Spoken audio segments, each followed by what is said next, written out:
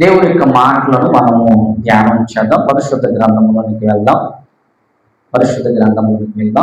దేవుని మాటలు ధ్యానం చేద్దాం. కొరింథీయులకు రాసినటువంటి మొదటి పత్రిక అపోస్తలుడైనటువంటి పౌలు గారు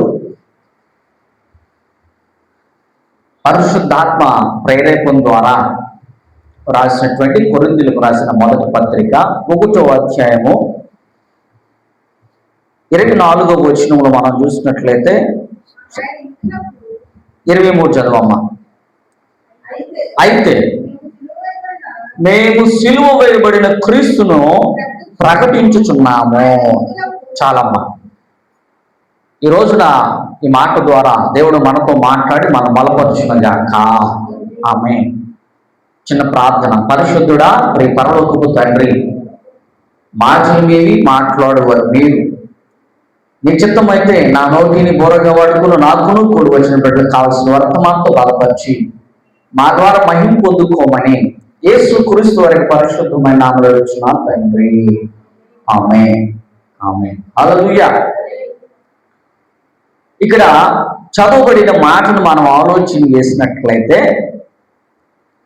అయితే మేము సిలువ వేయబడిన క్రీస్తును ప్రకటించుచున్నాము అని చెప్పేసి అపోస్తలులు తెలియచేస్తూ ఉన్నారు. పౌలు గారు పరిశుద్ధాత్మ ప్రేరణతో ఈ మాటను రాస్తూ ఉన్నారు. ఈ రోజున మనం ఒకసారి ఆలోచన చేద్దాం. సహజంగా ఈ సిలువ దినాలు అంటే మనం అనుకుంటాం, సిలువని జ్ఞాపకం చేసుకుంటూ ఉంటారు. కొంతమంది మెడలో సిలువ వేసుకుంటూ ఉంటారు, కొంతమంది చేతులు కూడా సిలువను ధరిస్తూ ఉంటారు. అయితే ప్రియ దేవునికి బిడ్డలారా, ఇక్కడ వాక్యం తెలియచేయబడతా ఉంది ఏంటంటే, మేము సిలువ వేయబడిన క్రీస్తుని ప్రకటిస్తున్నాం, సిలువను కాదు. బాగా అర్థం చేసుకోవాలి దేవుని మాటలు.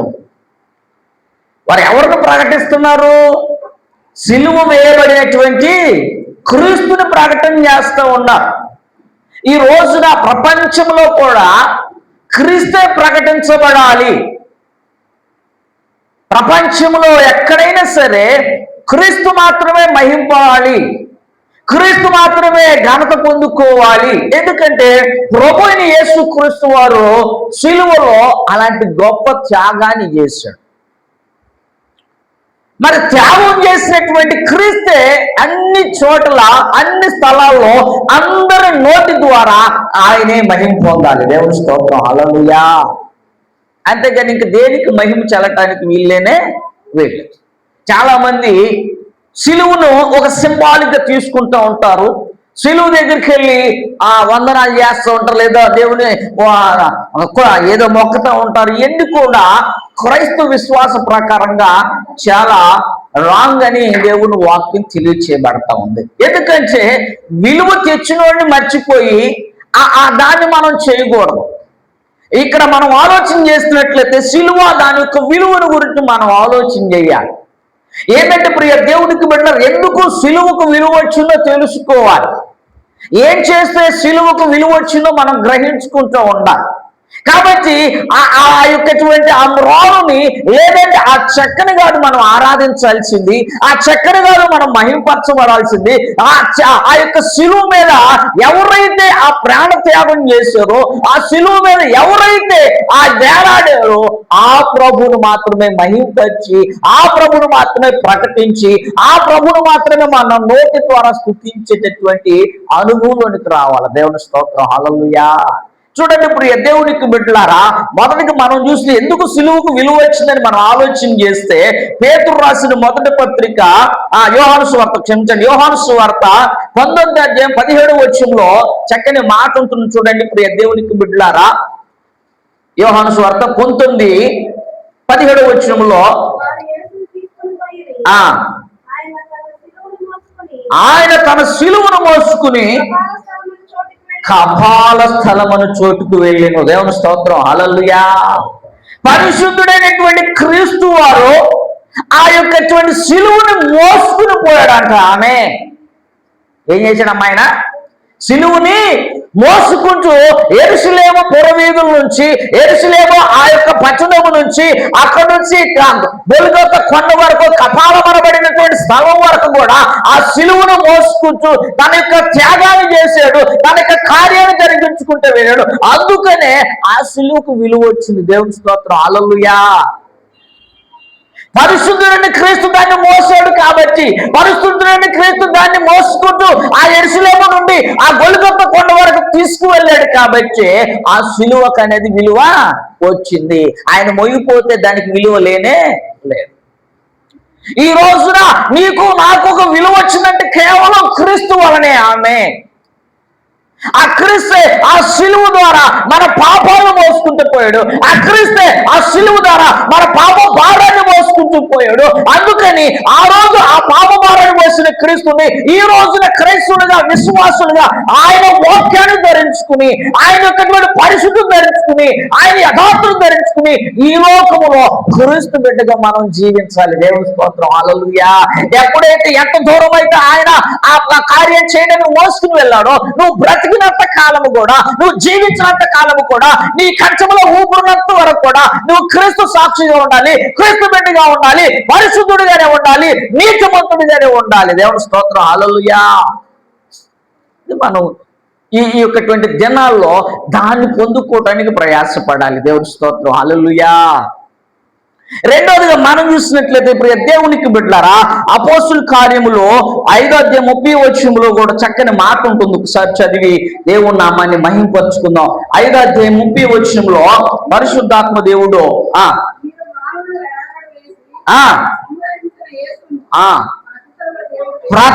మీరు మానవులు వ్యాధి తీసి సంహరించిన దేవుణ్ణి, పితరుల దేవుడు అతన్ని లేపాను. దేవుని స్తోత్రం, హల్లెలూయా. రెండోది ఏం చేసాడు? సిలువలో వేలాడాడండి. దేవుని స్తోత్రం, హల్లెలూయా. ఈ రోజున నీకు నాకు మనకు లేదా ఆ సిలువకు ఎందుకు విలువ వచ్చిందంటే ఆ సిలువ మ్రాను మీద ఆయన వేలాడాడు. ఆకాశానికి భూమి మధ్యలో ఏం చేసినంత ఆయన వేలాడాడు. దేవుని స్తోత్రం, హల్లెలూయా. ఎందుకో తెలుసా? నన్ను నిన్ను మనందరూ కూడా విడిపించడానికి, నిన్ను నన్ను మనందరిని కూడా ఆయన బిడ్డలుగా, ఆయన సొత్తుగా మార్చుకోవడానికి ఆయన ఆకాశముడికి భూమికి మధ్యలో వేలాడాడు. అందుకని ఈ రోజున సిలువుకి విలువ వచ్చింది. అందుకని ఈ రోజున ఒక క్రైస్తవుడికి విలువ వచ్చింది. దేవుని స్తోత్రం, హల్లెలూయా. విలువ ఇచ్చినటువంటి ఆయన పక్కన పెట్టకూడదు, విలువ కొరకు ప్రయాసపడిన ఆయన మర్చిపోకూడదు. కేవలము విలువిచ్చినటువంటి క్రీస్తు కొరకే మనం బ్రతకాలి. దేవుని స్తోత్రం, హల్లెలూయా. అందుకనే ఆయన ఆ సిలువలో వేలాడాడంట. దేవుని స్తోత్రం, హల్లెలూయా. అందుకనే ఆ సిలువకు విలువ వచ్చింది. అందుకని ఈ రోజున ఆయన అక్కడ వేలాడబడ్డాడు కాబట్టి ఈ రోజున మనం సంతోషంగా ఉన్నాం, ఈ రోజున సమాధానం కలిగి ఉన్నాం, ఈ రోజున మనం ఎంతో ధైర్యంగా ఉన్నాం, ఈ రోజున మనం ఎంతగానో పాపము చేసిన దానికి మనకు ఒక క్షమాపణ దొరికింది, మనం దేవుని బిడ్డగా మారాము, దేవుడి సన్నిధికి వస్తున్నాము, దేవుడి దినాన దేవుడు వాగ్దానం చేయబడినటువంటి ఆ దేశంలో, ఆ రాజ్యంలో నేను ఉండటానికి ఇష్టపడుతున్నానని చెప్పేసి ధైర్యంగా నీ ఉన్నావంటే ఆయన ఆ సిలువలో వేలాడటం బట్టి ఈ రోజున నీలో, నాలో, మనలో ఆ శక్తిని కనబడుతూ ఉంది. దేవుని స్తోత్రం, హల్లెలూయా. కాబట్టి దేవునికి బిడ్డలారా, సిలువకు విలువ వచ్చింది. ఈ రోజున ప్రపంచ క్రైస్తవులకు ఒక విలువ వచ్చిందంటే కేవలం యేసుక్రీస్తు ఆ సిలువ మానును మోసుకుని పోయాడు. రెండోది, ఆ సిలువ మానులో ఆయన వేలాడాడంట. దేవుని స్తోత్రం, హల్లెలూయా. కాబట్టి ఇప్పుడు దేవునికి బిడ్డలారా, ఆ వేలాడి మనకు విడుదల ఇచ్చిన క్రీస్తు పట్ల మనం ఎలాంటి భక్తి కనపడుతున్నాం, ఆయన వేలాడి మనకు ఒక మంచి జీవితాన్ని అనుగ్రహించిన క్రీస్తు పట్ల మనం ఎలా మనం ఆయన పట్ల ఎలాంటి భక్తి జీవితం కలిగి ఉంటున్నాం అనేది ఈ రోజున ఆత్మ పరిశీలన చేసుకోవాలి. దేవుని స్తోత్రం, హల్లెలూయా. అందుకని అంటున్నాడు, మేము సిలువ వేయబడిన క్రీస్తును ప్రకటిస్తున్నాం. ఏం చేస్తున్నాడు ఆయన? మేము సిలువ వేయబడిన క్రీస్తును ప్రకటిస్తున్నాం. కేవలము ఎవరైతే సిలువను వేయబడ్డారో ఆ క్రీస్తుని మాత్రమే ప్రకటిస్తున్నాం. నీవు సిలువను కాదండి ప్రకటించేది, క్రీస్తును ప్రకటిస్తున్నాం. ఆ సిలువలో వేలాడినటువంటి క్రీస్తు, ఆ సిలువ మానవ మోసుకుపోయినటువంటి క్రీస్తును మేము ప్రకటిస్తున్నామని ఒక స్టేట్మెంట్ ఇచ్చాడు పౌలు గారు. ఇప్పుడు దేవునికి బిడ్డలారా ఆలోచన చేయండి. మెడలో సిలువ వేసుకున్నందు మాత్రం మనలో పరిశుద్ధత రాదు. అవునా కాదా? సిలువను తీసుకుని మనం దండం పెట్టినంత వల్ల పరిశుద్ధత రాదు. ఆ క్రీస్తు వలె జీవించడానికి ఇష్టపడినప్పుడే పరిశుద్ధత కలుగుతుంది. దేవుని స్తోత్రం, హల్లెలూయా. తర్వాత మూడోదిగా మనం చూసినట్లయితే దేవునికి బిడ్డలారా, హెబ్రీయులకు రాసిన పత్రిక 12:2 మనం ఆలోచించినట్లయితే చక్కని మాట ఉంటుంది. హెబ్రీయులకు రాసిన పత్రిక 12:2 కూడా పరిశుద్ధాత్మ దేవుడు చక్కని మాటలు మన కొరకు రాయించున్నాడు. ఆ మాటలు కూడా చదువుకుని దేవుని నామాన్ని మహింపరుచుకుందాం. ప్రియ దేవునికి బిడ్డలారా, మనము కూడా ప్రతి భారమును విడిచిపెట్టి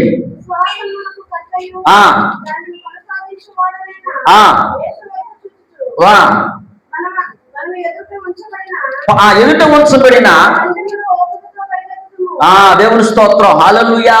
ప్రియ దేవుడికి బిడ్డలారా, ఇక్కడ పరిశుద్ధాత్మ దేవుడు చక్కని మాటలు ఇక్కడ మన కొరకు రాయించిన మాటలు మనం చదివినట్లయితే ఆయన చక్కగా ఈ రోజున ఈ మాటల ద్వారా మనతో మాట్లాడుతుంది. ఏమంటే, ఇంత గొప్ప రక్షణ సమూహం మేఘం వల్ల మనలను ఆవరించునున్న మనము కూడా ప్రతి భారమును సులువుగా చిక్కులు పెట్టి పాపమును విడిచిపెట్టి విశ్వాసమును కర్తయు దాన్ని కొనసాగించువాడైన యేసు వైపు చూచుచు దేవుని స్తోత్రం, హల్లెలూయా. ప్రియ దేవునికి బిడ్డలారా, మనం చూడాల్సింది కేవలం క్రీస్తు వైపే. మనం చూడాల్సింది కేవలం క్రీస్తు మార్గాన్ని. మనం చూడాల్సింది, ఆచరించాల్సింది, అనుసరించాల్సింది కేవలం క్రీస్తు యొక్కటువంటి మాదిరికరమైన జీవితాన్ని. వాక్యమై ఉన్న క్రీస్తుని వెంబడించాలి. వాక్యమై ఉన్న, సత్యమై ఉన్న, జీవమై ఉన్న క్రీస్తును మాత్రం మనం వెంబడించాలి. అంతకు మించి మనం ఏది కూడా వెంబడించడానికి వీల్లేదే. ఆయన స్థానంలో ఎవరు కూడా రావడానికి వీలేదు. ఆయన స్థానంలో ఏ వస్తువు ఉండటానికి వీల్లేదు. ఆయన స్థానంలో ఈ సృష్టిలో ఉన్న ఏది కూడా ఉండటానికి వీల్లేదే. అందుకనే ఆ అపోస్తులు చక్కగా అన్నాడు, మేము కేవలము సిలువ వేయబడి క్రీస్తుని మాత్రమే ప్రకటిస్తున్నాము. మా జ్ఞానము కాదు, మాకున్న తెలివితేటలు కాదు, మేము నేర్చుకున్నవి కాదు, కానీ కేవలము మా కొరకు ఎవరైతే ప్రాణం తెచ్చారో, మా కొరకు ఎవరైతే సిలువ యాగం చేశారో, మాకెవరైతే ప్రభు నా కొరకు ఆ సిలువను మోసుకుని పోయాడో, నా కొరకు ఎవరైతే సిలువలో వేలాడాడో, కేవలము ఆయన మాత్రమే ప్రకటిస్తున్నాం. ఆయనలాగే జీవిస్తూ ఉన్నాం. ఆయన కొరకు ఈ లోపల స్వార్థను మేము ప్రకటన చేస్తున్నాం అనేది ఒక తీర్మానం ఆ రోజున వాళ్ళు తీసుకున్నారు. దేవుని స్తోత్రం, హల్లెలూయా. అది మనలో కూడా అదే ఉండాలి. కేవలం ఈ దినాల్లో క్రీస్తును మాత్రమే మహింపరిచే అనుభవం కలిగి ఉండాలి. క్రీస్తుతోనే సహవాసం చేసే అనుభవం కలిగి ఉండాలి. క్రీస్తు కొరకు ఏదైనా చేయటానికి సిద్ధంగా ఉండాలి. దేవుని స్తోత్రం, హల్లెలూయా. అంతేగాని ఏదో చేస్తున్నావులు అని చెప్పేసి మనం చాలా రకాలుగా ఆలోచన చేస్తూ ఉంటారు. నేను ఎందుకంటే మొన్న చూసేలే, మనం అనకూడదు, విమర్శించకూడదు ఎవరినో కూడా. క్రీస్తుని పక్కన పెట్టి సిలువకి ఎక్కువ ఫోకస్ చేస్తూ ఉన్నారు. అది కూడా రాంగే, అది కూడా చాలా ప్రమాదం అన్నమాట. అప్పుడు అది ఏమైపోయిందంటే విగ్రహారాధన అయిపోతూ ఉంది. దేవుడి స్థానంలో ఏదొచ్చినా కానీ ఏమైపోతుంది అప్పుడు? విగ్రహారాధన. కాబట్టి ప్రజలు తెలుసుకోవాలి, సిలువు మీద వేలాడిన క్రీస్తుకు మహిమ కావాలి. ప్రియ దేవునికి బట్టారు. అందుకనే ఆయన వైపు చూసి వెళ్తే ఇలాంటి జరగవు అనమాట. అందుకని క్రీస్తుని మాదిరిగానే మనం చూసుకోవాలి.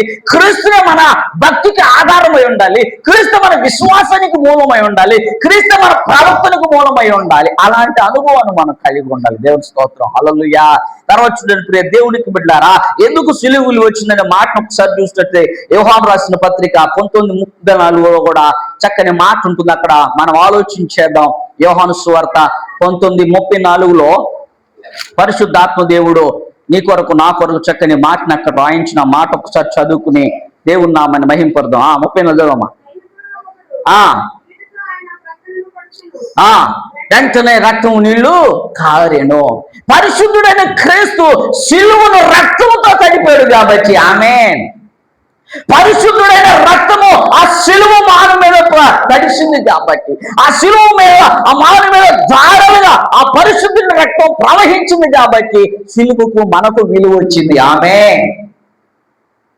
చూసారా ప్రియ దేవునికి బిడ్డలారా, అదంతా కూడా ఆ సిలువ అంతా కూడా రక్తసిక్తం అయిపోయింది. తన యొక్క శిరస్సులో ఉన్నటువంటి రక్తము, తన ఆ పక్కలో ఉన్నటువంటి రక్తము ఆ సిలువ మాను మీద కాదింది కాబట్టి, ఆ పరిశుద్ధుని రక్తము ఆ కొయ్యి మీద ప్రవహించింది కాబట్టి, ఆ పరిశుద్ధుని రక్తము ఆ సిలువ మీద ప్రవహించింది కాబట్టి మనం దానికి ఒక విలువ వచ్చింది. దేవునికి బిడ్డలారా, ఆ పరిశుద్ధ రక్తం అక్కడ కాచబడ్డది కాబట్టి ఈ రోజున మనకు ఒక విలువ వచ్చింది. ఒక క్రైస్తవుడు అంటే ఓ దేవుని బిడ్డలు, క్రైస్తవుడు అంటే వాళ్ళని సృష్టికర్తను ఆరాధించేవాళ్ళు, క్రైస్తవులు అంటే పర్ఫెక్ట్ గా జీవించేవాళ్ళు, క్రైస్తవులు అంటే నమ్మకమైన విశ్వాసం కలిగిన వారని అనేక మంది ఎందుకు చెప్పుకుంటున్నారంటే కేవలం ఆ పరిశుద్ధుడైన రక్తము ఆ సిలువ మాన మీద ధారలుగా ప్రవహించింది. దేవుని స్తోత్రం, హల్లెలూయా. అందుకు దానికి విలువ వచ్చింది. ఆ యొక్క పరిశుద్ధమైన రక్తానికి విలువ కలిగే విధంగా మనం కూడా ఉండాలి.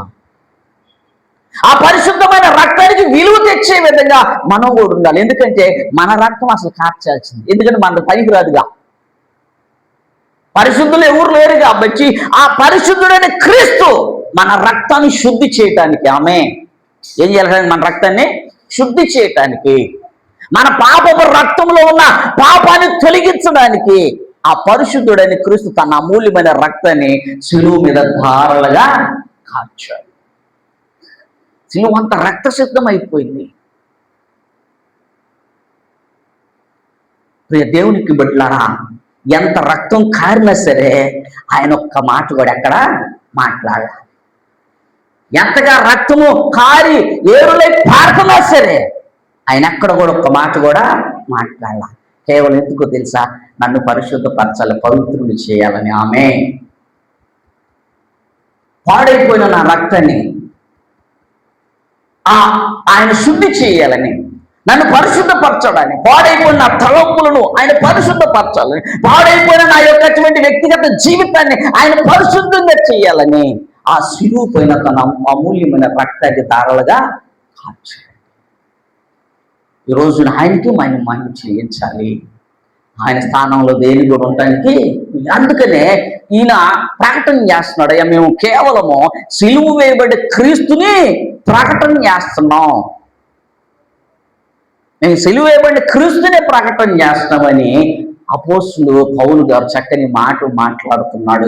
ఈ రోజున పరిశుద్ధ రక్తం కార్చబడింది నీ పాపములు నా పాపముల నిమిత్తము. అయితే కడిగేడు, పరిశుద్ధపరిచాడు, నీతిగా తీర్చాడు 2020 సంవత్సరాల క్రితం.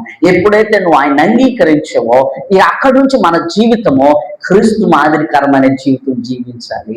ఈ లెంట్ డేస్ లో కూడా అలాగే క్రీస్తును ఆరాధించడానికి, క్రీస్తును మహింపరచడానికి సిద్ధపడాలి. దేవుని స్తోత్రం, హల్లెలూయా.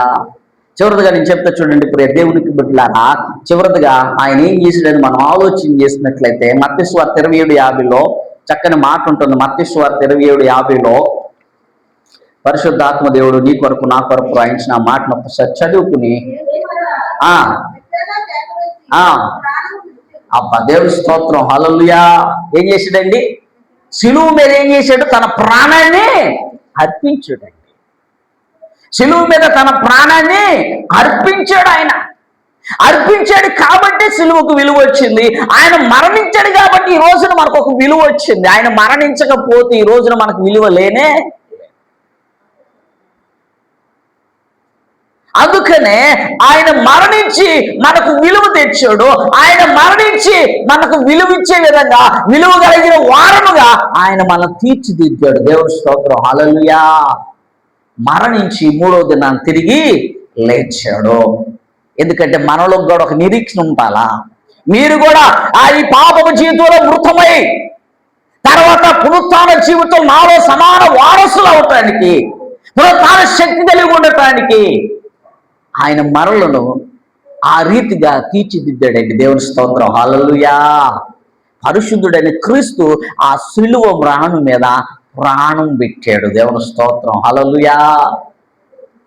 అందుకనే ప్రాణం పెట్టిన క్రీస్తును మనం మహింపరచాలి, రక్తం కాచిన క్రీస్తును మహింపరచాలి, సిలువ మోసిన క్రీస్తును మనం మహింపరచాలి, సిలువపై వేలాడినటువంటి క్రీస్తును మనము మహింపరచాలి, సిలువలో శ్రమలు అనుభవించి సహించినటువంటి క్రీస్తును మనం మహింపరచాలి. ఆయన కొరకు అవసరమైతే శ్రమలను కూడా మనము అనుభవించాలి. అలాంటిదే తీర్మానమే ఈ లెంట్ డేస్ లో మనకు కావాలి. దేవుని స్తోత్రం, హల్లెలూయా. అలాంటి లెంట్ డేస్ లో మనకు కావాలండి. అందుకనే గలతీ పత్రికలు ఆయన అంటాడు చక్కగా, నేను కేవలం క్రీస్తు విషయంలోనే అతిశయిస్తాను అంటాడు. చూడండి ఒక మాట చూడండి, 6:14 గలతీ 6:14 గలతీలు రాసిన పత్రిక 6:14 అయితే ఆ ఆ చూడండి ప్రియ దేవునికి బిడ్డలారా, ఏదైతే క్రీస్తు శిలువలో వేలాడినటువంటి విధానం తప్ప, ఆయన కార్చిన అమూల్యమైన విలువ కట్టిన దాని తప్ప నేను దేంట్లో కూడా అతిశయించనే అతిశయించు. మనందరం కూడా క్రీస్తు విషయమై, ఆయన కార్చిన అమూల్య రక్తం విషయమై, ఆయన చేసిన త్యాగం విషయమై అతిశయించాలి. ఆమె మనకున్న జ్ఞానం బట్టి కాదు, మనకున్న ఐశ్వర్యాన్ని బట్టి కాదు, మనకున్న వాక్చాతుర్యాన్ని బట్టి కాదు, మనకున్నటువంటి లేదా ఈ లోక సంబంధమైనటువంటి అధికారాన్ని బచ్చో, పదవులను బచ్చో, ఉద్యోగాలను బచ్చో, లేకపోతే అందాన్ని బచ్చో, మనకున్నటువంటి తలంతులు బచ్చో కాదు అతిశయించుది. కేవలం క్రీస్తు శిలువ మీద మరణించినటువంటి క్రీస్తుని బట్టి మనం అతిశయించే వారిగా ఉండాలి ప్రతి విషయంలో కూడా. ఎందుకు ఈ మాటలు చెప్పుకొచ్చాడంటే, అక్కడ ప్రియ దేవునికి బట్లారా అక్కడ శాస్త్రులు, జ్ఞానులు, జ్ఞానవంతులు కూడా అనేక రకాలుగా మాట్లాడుతూ ఉన్నారు పౌలు గారితో. అనేక రకాలుగా మాట్లాడుతున్న సందర్భంలో ఆ మాటలు చెప్పి, అయ్యా మేము కేవలము శిలువ యందు ప్రాణం పెంచినటువంటి క్రీస్తును మాత్రమే ప్రకటన చేస్తున్నాం అని వారికి ఆయన తెలియజేస్తూ ఉన్నారు. ఎందుకంటే ఆయన వచ్చి విమర్శిస్తూ ఉన్నారు. నువ్వు ఎందుకయ్యా బాబు ధర్మశాస్త్రం విడిచిపెట్టి, దేవాతి దేవుడిని విడిచిపెట్టి ఈ క్రీస్తును ప్రకటిస్తున్నావు అంటే, ఆ విషయాన్ని అక్కడ వెల్లడి చేస్తా మాట్లాడుతున్నటువంటి సందర్భంలో ఈ మాటలు చెప్తాడు. మేము సిలువ వేయబడిన క్రీస్తుని ప్రకటన చేస్తున్నాం. దేవుని స్తోత్రం, హల్లెలూయా. ఆ రోజు సిలువ వేయబడకపోతే ఈ రోజున క్రైస్తవ్యం లేదు. ఆ రోజున సిలువ మరణం ఆయన చేయకపోతే ఈ రోజున క్రైస్తవ విశ్వాసులు అనేవారే లేరు. ఆయన సిలువను మోయకపోతే ఈ రోజున వారు ఇక్కడ కూర్చునే వాళ్ళం కాదు. ఆ మ్రాణి మీద ఆయన వేలాడకపోతే ఈ రోజు ఇక్కడ కూర్చునేవాళ్ళం కాదు. పౌలు గారు ప్రకటించేవాడు కానే. కాబట్టి దేవునికి బిడ్డలారా, ఈ యొక్కటువంటి ఆ లేట్ డేస్ లో సిలువను మోసినటువంటి ప్రభు కొరకు, సిలువలో వేలాడిన ప్రభు కొరకు, సిలువలో తన అమూల్యమైన రక్తము కార్చినటువంటి ప్రభువు కొరకు, సిలువ మీద మరణించిన క్రీస్తు కొరకు ఎలాంటి భక్తి జీవితం కలిగి ఉంటున్నాం, ఏ విధముగా ఆయన్ని మహింపరుస్తున్నాం, ఎలాగ ఆయన్ని మహింపరుస్తున్నాం అనే విషయాన్ని ఒక్కసారి మనము ఆత్మ పరిశీలన చేసుకోవాలి. అందుకనే ఆయన వైపు చూస్తూ మన భక్తిని కొనసాగించాలి. ఆమె ఎవరి వైపు చూస్తామా? ఆయన వైపు చూడాలి. అంతేగాని సిలువ మెడ వేసుకున్నంత మాత్రం పరిశుద్ధత రాదు, సిలువ మెడలేసుకుని తిరిగినంత మాత్రం మనము జ్ఞానం రాదు, సిలువలో మెడలేసుకుని తిరిగినంత మాత్రం మనకేది కూడా ఒరిగేది లేదు. దాని మీద సహించి, దాని మీద విజయం పొందినటువంటి క్రీస్తు వైపు చూస్తూ మన భక్తిని కొనసాగించినట్లయితే ఆ క్రీస్తు మనలను అన్ని విషయాల్లో స్వతంత్రంగా చేస్తాడు. దేవుని స్తోత్రం, హల్లెలూయా. అప్పుడు ఆయన శక్తి వస్తుంది, ఆయన పునరుత్థాన బలం మనలోకి వస్తుంది, ఆయన పునరుత్థాన శక్తి మన మీద ఉంటుంది. శిలువ మరణం పొందాలంటే అంత ఈజీ కాదండి.